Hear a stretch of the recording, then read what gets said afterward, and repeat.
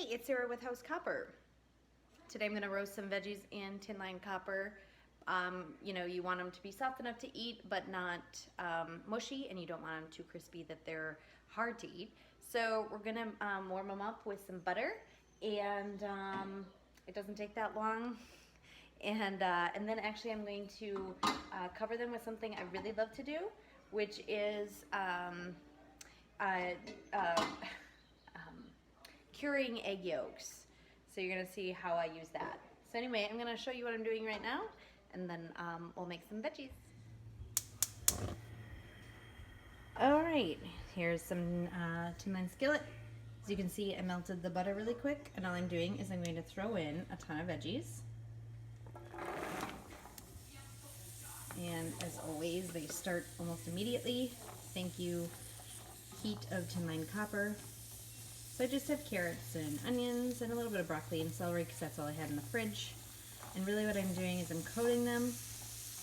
Notice how I have enough to cover the bottom of the pan, which this is going to create like a heat sink. The food is actually a heat sink for the tin so that you don't melt the tin along the edges. And most importantly, you don't melt the tin along this crease, which is actually a really often you see, I get people who go, oh, what happened? Right here, it's coming out. Well, that's actually a place that tends to have an issue with tin delaminating if you get this really hot. So you always want just enough to create your own personal heat sink.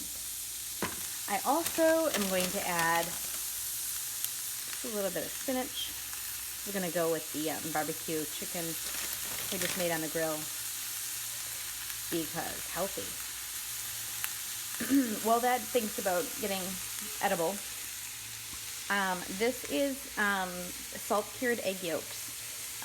Sometimes when I have recipes that only call for egg whites, and since we have chickens and I don't like to waste their eggs, this is salt-cured egg yolks. They've been sitting in the fridge for months. As you can tell, they're hard. You know, they just boop.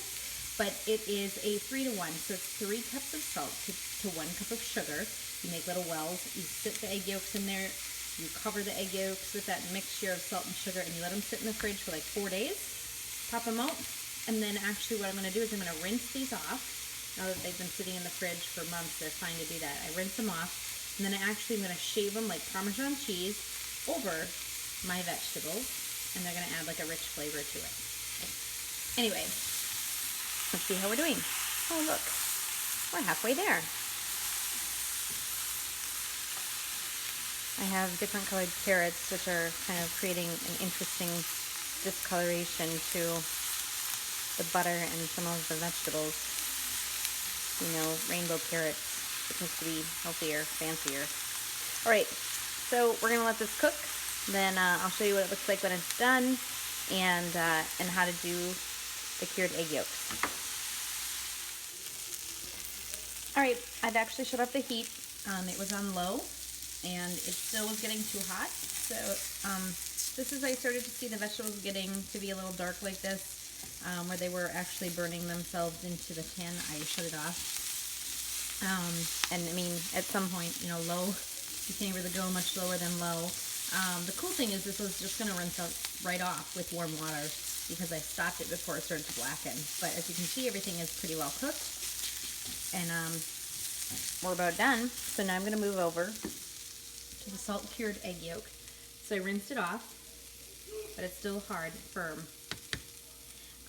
And then you can just use, use it like a piece of Parmesan cheese, actually, and put it to your grater like this.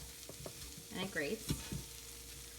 And it's going to be great to put on top of the vegetables, and it kind of looks like a Parmesan cheese, but it's a really rich flavor from the egg yolk, and it's salty and it's savory, and so there you go. There's a nice little side dish to go with some barbecue grilled stuff.